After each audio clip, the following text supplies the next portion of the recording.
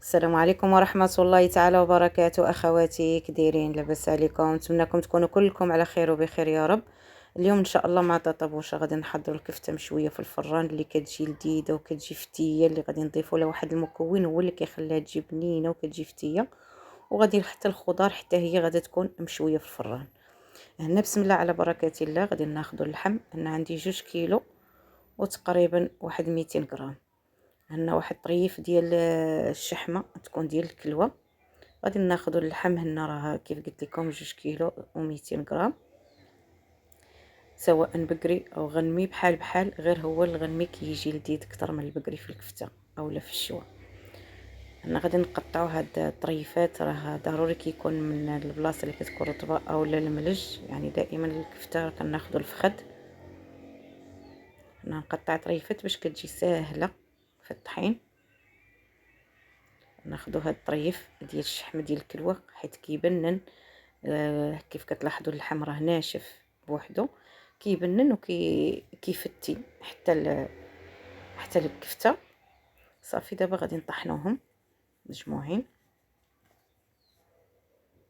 بعد ما طحنا الكفته كيف كتشوفوا كيجي داك الحيمات مع ديك الشحيمه، ان شاء الله غادي تجي لذيذه. عندنا الكمون والابزار والفلفله الحمراء، الملحه، القزبر والمعدنوس، واحد البصله، وغادي نضيف واحد المكون هو اللي كيخليها تجي لذيذه بزاف. هنا البصله كنقطعوها رقيقه رقيقه رقيقه بزاف، ما تقولوش لي غادي نطحنها حيت الا طحنتوها كتطلق الماء. كنقطعوها غير رقيقه، الا دوزناها في الهاشوار اولا حكيناها كتطلق لنا الماء في الكفته. بصله كبيره او 2 متوسطين. هنا هذا هو المكون اللي قلت لكم كيخلي لكم الكفته كتجي لذيذه وكتجي فتيه وما كتوحلش لكم ملي كتكونوا كتاكلوها، ما كتنشفش بالمره حتى ولو نشفات، حتى لا بردات عفوا ما كتنشفش، يعني ما كتوحلش. بالاخص الوليدات غادي تعجبهم بزاف، غادي تجي الكفته سهله في الاكل وحتى الكبار. ضفت تقريبا هنا واحد 150 غرام ديال الجبن، الا كان الجبن بالاعشاب كيكون تاني احسن اكثر، بالقزبر والمعدنوس والثومه. صافي بعد ما ضفت ديك 150 غرام ديال الجبن ضفت ليها الملحه. هنا درنا تحميره اولا الفلفله الحمراء، ضفنا الابزار، الكمون، دائما على حسب الكميه ديال الكفته اللي عندكم. هنا غادي نضيف القزبر والمعدنوس مقطعين رقاق، دائما تكون كميه زايده. وغادي نضيف واحد ربع كاس ديال الزيت المائده عادي باش كيخلينا ديك الكفته حتى هي كتجي فتيه وما كتنشفش، كتجيش كتفرتت. صافي وغادي ندلك الكفته مزيان مزيان.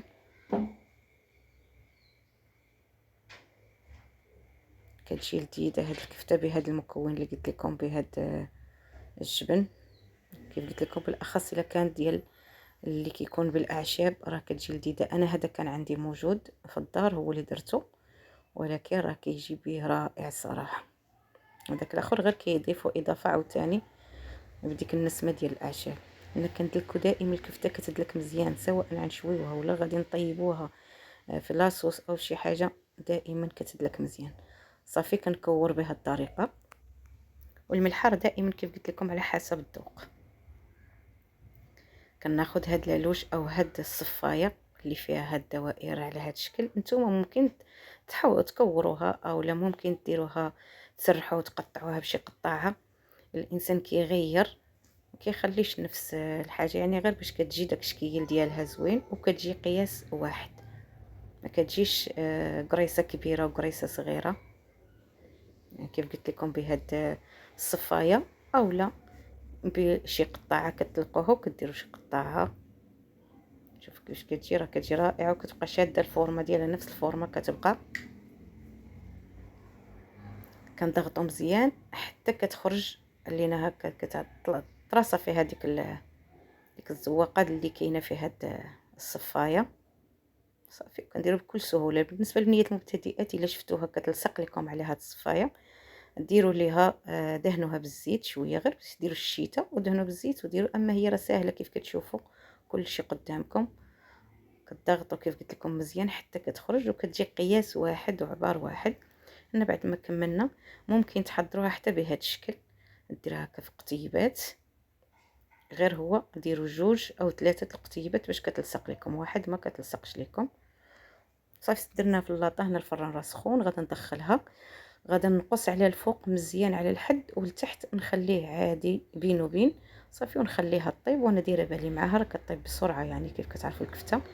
هنا خدينا الخضره مشكله، خدينا القرعه، وخدينا هنايا فليفلات بالالوان، ممكن غير لون واحد ماشي مشكل، لما كانش عندكم غير هي باللوينات كتجي زوينه وكتفتح النفس. كناخذوا القرعه بعد ما غسلنا مزيان هاد الخضره، وكنقطعوها بهذا الشكل شرائح رقيقه باش كطيب بسرعه مع الفلفله. كيف كتلاحظوا خديت هاد الخضره حيت هي اللي ما كتاخذش الوقت بزاف في الفران، يعني كطيب بسرعه. كنقطعوا نفس القياس، نفس الشرائح باش كيجيو متساويين وكيجي الشكل ديالهم زوين. صافي على هاد الشكل حتى نكمل التقطاع ديال الفلفله. كيف قلت لكم حتى لو يكون عندكم غير لون واحد، خضراء او حمراء او صفراء، يعني اللي موجود عندكم راه كتحضروا به. كيف قلت لكم غير العين اللي كتاكل قبل المعده. هنا خديت واحد اللاطه درت فيها الورق ديال الفران وستفت الخضره، غادي ندير لهم مليحه في لاطه واحده كيطيبوا. علاش قلت لكم يعني هاد الخضره ما كتاخذش الوقت، يعني كياخذوا نفس القياس. درت قليل من الابزار، قليل من الكمون، غير شويه ديال الكمون تكون ديك النسمه ديالو غير قليله. وغادي ندير البودره ديال الثوم اللي كتجي لذيذه مع هاد الخضر مشويه في الفران. واحد تقريبا واحد المعالقه عامره كنفرقوها عليهم كاملين. كناخذ زيت الزيتون اولا زيت المائده اللي بغيتو. صافي هاد القزبره المعدنوس كندير غير في القرعه بوحدها، ما كنديرش في الفلفله. كنكتفي غير بالابزار والمليحه والزيت وشويه ديال الكمون. حتى هما الفران راه شاعل دابا، كنحركوه مزيان باش كلهم كينسجموا ديك الملحه والتوابل. والفران هنا راه سخون، كندخلها وكنخلي من الفوق كيف قلت لكم منقوس ومن التحت عادي، وكنديروا معاها بالنا. هنا الكفته حتى هي راه كتشوى كيف كتلاحظوا. دائما الفران راه الفوق حيت كيتحرق دغيا، دائما كنديروا بالنا مع الفوق راه منقوس على الحد، والتحت بين وبين يعني متوسطه. وكنخليوها طيب على خاطر راه كتجي لذيذه. شوفوا كتلقى هاد الويخه تبان لكم طلقات هكا، راه كتعاود تشربوا في البلاصه وما كتاخذش لنا الوقت بزاف. كناخذوا هاد القطيبات حتى هما بعد ما الكفته جمعت راسها غير شويه باش كنديروا اتساع فين نديروا، او ممكن نديروا المطاوح حتى هما بوحدهم. وكنخليهم يطيبوا مزيان، ومن بعد الا ما بانوش تحمروا كنزيدوا شويه في العافيه باش كياخذوا داك اللوين. وان شاء الله كيكون كلشي واجد. ها هي الخضره وجدات، الكفته ديالنا حتى هي وجدات، ما خداتش الوقت بزاف، تقريبا واحد نص ساعه في الفران.